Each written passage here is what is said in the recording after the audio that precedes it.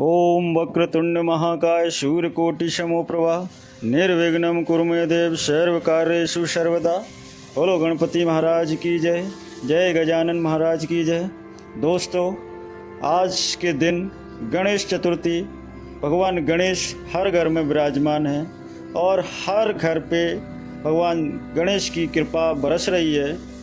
सबको भगवान गणेश बुद्धि, सुख, संपत्ति, ज्ञान सारी चीज़ें प्रदान कर रहे हैं और इस दिन का विशेष महत्व है। इस दिन गणेश जी की जो कथा है उसका जो श्रवण करता है या सुनता है उसके सारे कार्य मनोरथ पूर्ण करते हैं गणेश भगवान। तो आइए हम एक पौराणिक कथा के अनुसार गणेश चतुर्थी व्रत कथा को सुनते हैं और उसके सुनने से जो फल प्राप्त होता है वह फल ऐसा फल होता है जो कभी भी समाप्त नहीं होता, अर्थात भगवान गणेश की कृपा प्रारंभ हो जाती है तो आपके सारे कार्य अपने आप सही होने लगते हैं। कथा है कि एक बार महादेव जी भोगावती नदी पर स्नान करने गए। उनके चले जाने के बाद माता पार्वती ने देखा कि पूरे हिमालय पे कोई नहीं है, मेरा विश्वास पात्र व्यक्ति कोई नहीं है। जो भी है गण हैं वो महादेव के आदेश का पालन करते हैं, मेरे आदेश का पालन करने वाला यहाँ पे कोई नहीं है। तो माता के मन में एक विचार आया कि क्यों ना मैं अपने आदेश के पालन करवाने के लिए एक अपने दूत या अपने बालक की रचना करूं। तो माता ने मन ही मन अपने शरीर के तन से मैल रूपी पदार्थ निकाला और उससे भगवान एक पुतला के रूप में उसको आकृति दी और उसमें अपनी शक्तियों के द्वारा उसमें जान फूंकी और जान जैसे ही फूंकी तो पुतला जीवित हो उठा। अतः उसका नाम माता ने गणेश रख दिया। वो माता की शक्तियों के आधार पे वो बालक बहुत ही प्रतिभाशाली, बुद्धिमान एवं शक्तिशाली था। तो माता ने आदेश दिया कि बालक तुम द्वार पे खड़े हो जाओ और जब तक मेरी आज्ञा है कि जब तक मैं अनुमति न दूं तब तक किसी को अंदर मत आने देना। भगवान गणेश माता की आज्ञा पाके द्वार पर तैनात हो गए और नदी में स्नान करने के बाद जब भगवान शंकर नदी में स्नान करने के बाद जैसे ही द्वार पे पहुंचे तो उन्होंने एक अद्भुत बालक को देखा और उसको देख के आश्चर्यचकित रह गए कि ये सुंदर बालक कैलाश पे कभी नजर नहीं आया, अचानक ये यहाँ पे द्वार पे कैसे खड़ा है। भगवान ने कहा कि ये बालक तुम द्वार पे कैसे खड़े हो और यहाँ खड़े होने का क्या प्रयोजन है। तो बालक ने कहा कि मैं आपको नहीं जानता, लेकिन आपका स्वरूप देखकर मैं आपको इतना अवश्य कह सकता हूँ कि आप कोई सिद्ध हो, आप कोई श्रेष्ठ हो, इसलिए मैं आपको प्रणाम करता हूँ और आपसे अपना परिचय जानना चाहता हूँ। जब भगवान गणेश का इस प्रकार से प्रश्न सुना तो महादेव ने कहा, अच्छा मैं इस कैलाश का स्वामी हूँ और आप जहाँ खड़े हो द्वार पे वो मेरा घर है। तो भगवान गणेश ने कहा कि मैं किसी स्वामी को नहीं जानता, मेरी स्वामी या मेरा स्वामी तो मेरी माँ है, जिन्होंने मुझे आदेश दिया है कि जब तक मैं अनुमति न दूं तब तक किसी को अंदर मत आने देना। तो मेरी स्वामी मेरी माँ है, मैं आपको नहीं जानता। भगवान शंकर ने पुनः समझाया बालक को कि बालक तुम अपनी माँ से पूछ के आओ कि बाहर जो व्यक्ति खड़ा है वो कौन है। वो अपने आप को स्वामी कह रहा है कैलाश का, वास्तव में कौन है आपकी माँ बता देंगे कि मैं कौन हूँ। भगवान गणेश ने कहा कि मैं अपनी माँ की आदेश की अवहेलना नहीं कर सकता। मेरी माँ ने मुझे आदेश दिया है कि जब तक मैं आदेश न दूं तब तक आप द्वार पे ही खड़े रहना और साथ में किसी को भी अंदर मत आने देना। भगवान शंकर ने बहुत प्रयास किया भोले वाले बालक गणेश को समझाने का, लेकिन भगवान शंकर के आदेश का पालन करने में असमर्थ थे, क्योंकि वो भगवान शंकर से परिचित नहीं थे और उनको अपनी माँ का आदेश ही सर्वोपरि आदेश माना। भगवान शंकर ने अपने दूतों को बुलाया, गणों को बुलाया। उन्होंने कहा कि इस बालक को समझाओ कि मैं कैलाशपति हूँ, कैलाश मेरा घर है, मैं यहाँ का स्वामी हूँ, और इसको हटने के लिए कहो। तब सभी गणों ने आके बालक गणेश से कहा कि आप यहाँ से हट जाइए और भगवान शिव को, भगवान शंकर को, भगवान भोलेनाथ को अंदर जाने दीजिए। तो भगवान गणेश मुस्कुराते हुए बोले कि मैं ना तो आपको जानता हूँ और ना आपके स्वामी को जानता हूँ।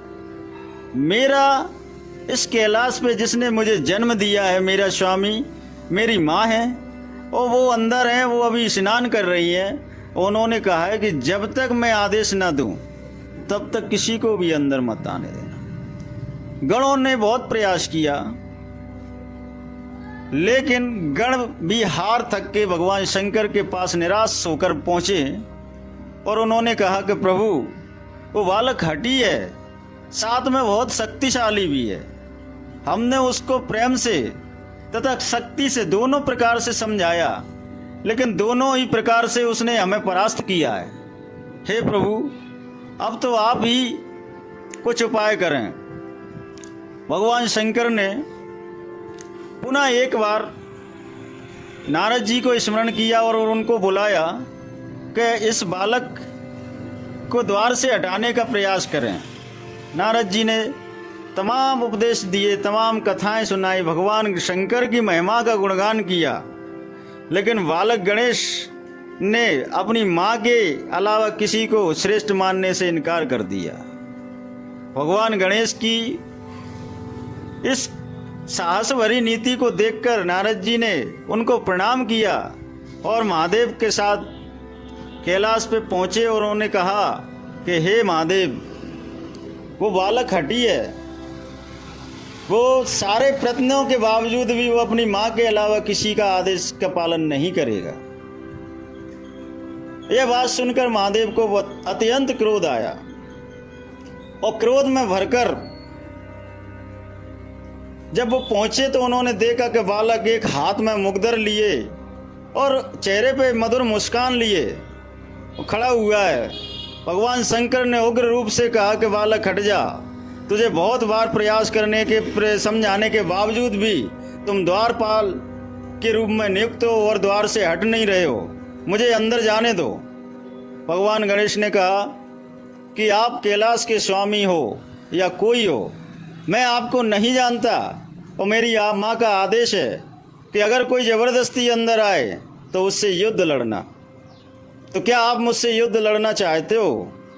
भगवान गणेश ने भगवान शंकर से कहा।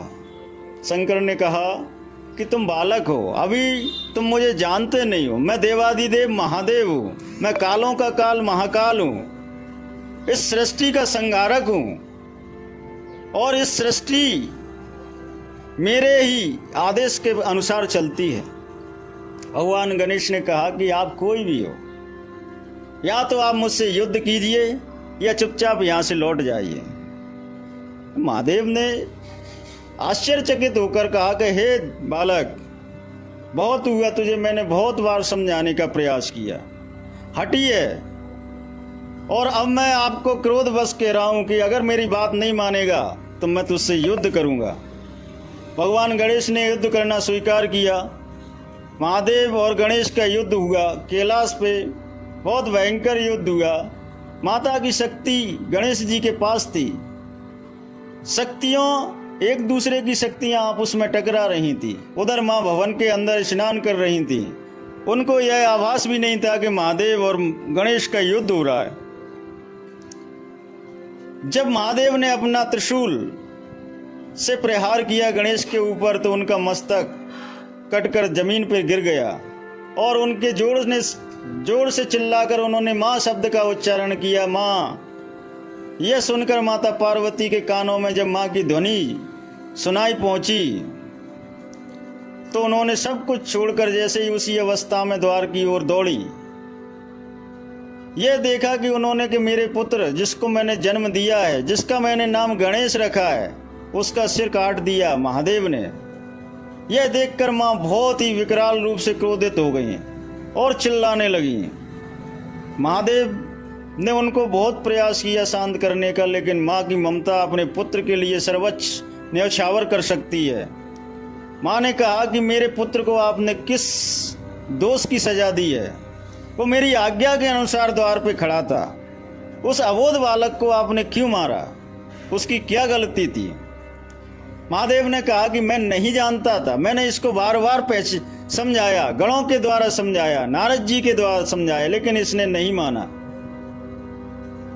भगवती माँ ने कहा कि कुछ भी हो, जिस तरह आपने मेरे पुत्र को मारा है, मैं इस पूरे संसार को मार दूंगी, इस संसार को भस्म कर दूंगी।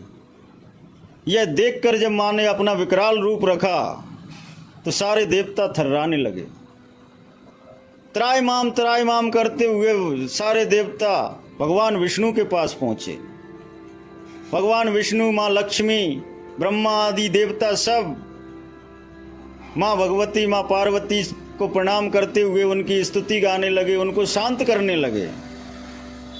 अंततः माँ भगवती ने अपना क्रोध शांत किया और सभी देवताओं ने स्तुति करके उनको वचन दिया कि आपका ये पुत्र गणेश पुनर्जीवित होगा।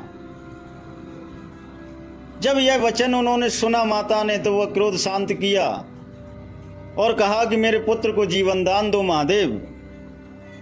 तब महादेव ने अपनी मृत संजीवनी की विद्या के अनुसार प्राण फूंकने वाली विद्या के लिए उन्होंने कहा कि ये जीवित जब ही होगा जब इसका सिर का धड़ ऐसी माँ का के बच्चे का सिर लगेगा जो अपनी पुत्र की पीट करके सोती है। और गरुण जी को आदेश दिया। गरुण पूरे ब्रह्मांड में चक्कर काटा, उनको कोई नजर नहीं आया। बहुत ढूंढने के बाद उनको देखा कि एक हथनी अपने पुत्र से, हथनी का बच्चा और हथनी दोनों लेटे हुए हैं, वो अपनी पुत्र की ओर पीट करके सो रही है। आदेश के अनुसार गरुड़ जी उसका सिर ले आए, जो भगवान गणेश के शरीर पे धारण करवाया। जब भगवान गणेश पे वो सिर को धारण कराया और भगवान शंकर ने मृत संजीवनी विद्या से प्राण फूंके तो भगवान गणेश जीवित हो गए। अतः गज का सिर जब उनके धड़ पे लगा तो उनका नाम गणेश पड़ा, गजानन पड़ा। लंबी सूंड होने के कारण लंबोदर पड़ा, बड़ा पेट होने के कारण लंबोदर। ये सारी चीजें देखते हुए भगवान गणेश को सभी देवताओं ने मिलकर आशीर्वाद दिया। ये आशीर्वाद दिया कि तुम सभी देवताओं में सबसे पहले पूजनीय होगे और सभी देवताओं से पहले अगर कोई तुम्हारी पूजा करता है तो सभी देवताओं की पूजा मानी जाएगी। और अगर आपके बगैर कोई यज्ञ पूजा आदि को संपन्न करता है तो वह कार्य संपन्न नहीं होगा। अर्थात आप देवों के देव महादेव के द्वारा जब ऐसा आशीर्वाद दिया गया तो माता प्रसन्न हुई और माता ने भी ये सभी देवताओं को संतुष्ट करने के लिए आशीर्वाद दिया कि जो मेरे पुत्र गणेश के 12 नाम का स्मरण करेगा और गणेश चतुर्थी की कथा को जो ध्यानपूर्वक सुनेगा उसके सारे कष्ट दूर हो जाएंगे, उसको मनोवांछित फल मिलेगा, उसको कोई भी भयंकर पीड़ा सता नहीं सकती, उसके सारे दोष नष्ट हो जाएंगे। सभी देवता मिलकर उसको आगे की ओर प्रशस्त करेंगे। जब ऐसा आशीर्वाद माता ने दिया तो सभी देव प्रसन्न होकर अपने अपने निज धाम चले गए और सभी ने प्रसन्न होकर भगवान गणेश की वंदना की। वंदना करते हुए प्रणम्य शीर्षा देवं गौरी पुत्र विनायकं भक्तावासम स्मत्ते मायुष्कामार सिद्ध्यर्थम प्रथम वक्रतुंडम च एकदंतद्वितीयम तृतीयम कृष्णपिंडाक्षम गजबगज चतुर्थकम पंचमम लंबोदरम षष्ठमम विक्रमेव च षष्ठमम विघ्नराजेन्द्रम धूमवर्णताष्टवम नवम भालचंद्रम दशवम तु विनायकम एकादश गणपति द्वादश तु गजाननम द्वादशेतानि नमानि त्रिसंध्या पटे नरा नाचा विघ्न भयम तस्य सिद्ध सर्वकरम परम विद्यार्थी लभते विद्याम धनार्थी लभते धनम पुत्रार्थी लभते पुत्रान मोक्षार्थी लभते गतिम जपेत गणपति स्तोत्रम षड्विमाशम फलम लभे संवत्सरेणे अष्टभ्यो ब्राह्मणे वसलिकत्याया समर्पित तस्य विद्या वे श्री गणेशस्य प्रसादा। अर्थात भगवान गणेश के ये द्वादश नाम जो कोई भी स्मरण करता है, जो कोई भी सुनता है, उसको भगवान गणेश की असीम कृपा प्राप्त होती है। उनके सारे संकट दूर होते हैं, उसको अविष्ट मनचाहा फल प्राप्त होता है। ऐसी भगवान गणेश की कथा है कि इसको जितनी बार सुनो आप उतनी बार आपको रोचक एवं नई लगेगी।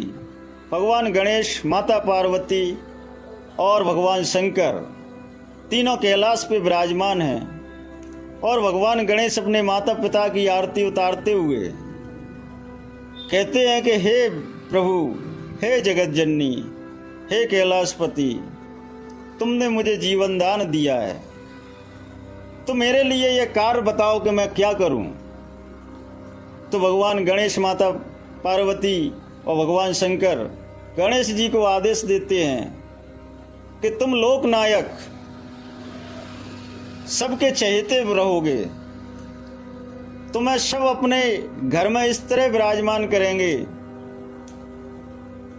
और तुम्हारे घर में आने से प्रसन्नता, हर्ष साथ में आएंगी। रिद्धि सिद्धि, धन वैभव, सुख संपत्ति आदि सभी अविष्ट सिद्धियां तुम्हारे साथ आएंगी। तुम जिस घर में जाओगे, जिस घर में रहोगे, उस घर में कभी भी निराशा, दुख, कलंक, भय यानी नकारात्मक शक्तियां वहाँ रह नहीं सकती। तुम्हारे जाने से वह घर संपन्नता से परिपूर्ण होगा। उस घर में हमेशा धर्म लंबी